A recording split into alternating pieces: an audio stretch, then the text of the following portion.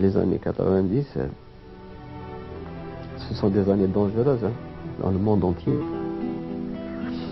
Je venais de France avec les accords du GATT, ils dépendent des Américains. Personne ne peut aujourd'hui dire je vais donc raison de plus pour les bulletins comme l'Algérie par exemple.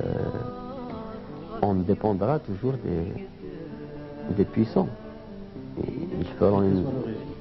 Ah ouais, bien sûr, quel que soit le régime. Le régime intégriste, démocratique. Mais l'Occident, de toute façon, déroule les calculs.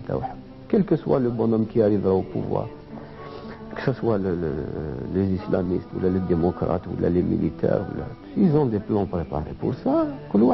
Parce que pourvu que le show must go on, que le spectacle continue, c'est-à-dire les affaires doivent continuer de toute façon à se faire.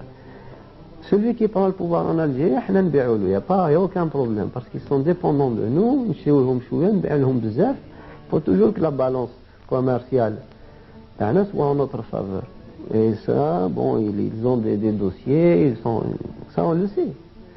Donc, si en plus on rajoute, avec de la violence, si on rajoute des problèmes à nous, alors qu'on peut déjà les éviter, au lieu de nous unir pour réfléchir à ça, parce qu'on a un pays...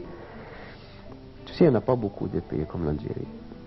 C'est ça qu'il faut que les gens comprennent. C'est qu'on sera toujours les perdants. Et que le meilleur moyen de gagner, c'est d'être unis. Et il n'y en a pas d'autre. Mais qu'un-je. Parce que l'islamisme ne détient pas le monopole de la morale. La démocratie ne détient pas le monopole de l'humanisme. Et l'armée ne détient pas le monopole de la force. Il n'y a plus de gauche ou de droite. Il y a des enjeux économiques. Les enjeux économiques, telle l'Europe, ils essayent de se mettre. Parce qu'ils savent qu'ils ne peuvent pas faire concurrence à l'Asie ou à l'Amérique. Pourtant, français, c'est un grand pays industrialisé. L'Allemagne en 1945, en 14-18, elle a eu le temps de venir prendre des richesses ailleurs, de se fortifier, de se construire. Elle a eu le temps. Mais ne peut rien faire. Il est obligé d'aller avec Volvo, de mettre Volvo à Renault. Il est obligé d'aller avec l'Allemagne, de s'unir parce que sinon ils ne sont pas puissants. Et alors qu'est-ce qu'on va dire de nous? Tu comprends? On ne peut pas.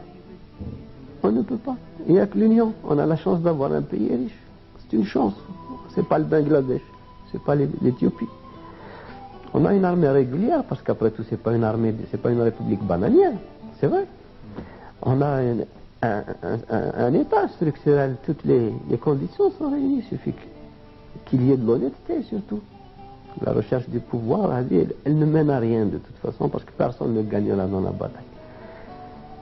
Enfin, moi c'est mon point de vue. Deuxièmement, avec le côté culturel c'est vrai. On aurait pu banaliser le phénomène berbère, par exemple, parce qu'il a toujours existé. C'était idiot de pouvoir coincer les gens là-dessus, ne pas les empêcher de s'exprimer dans leur langue. Alors, c'est normal aussi de voir n'importe quel berbériste extrémiste dire « Ah ben, je suis berbère, les Arabes, je ne veux pas en entendre parler », parce qu'il est parti sur ces idées-là. Et il aurait fallu faire tout ça. On n'en serait pas là, certainement. Donc, il y a le côté culturel. Il faut que chacun s'exprime dans sa langue. Et il faut que la violence cesse. Il n'y a pas d'autre solution.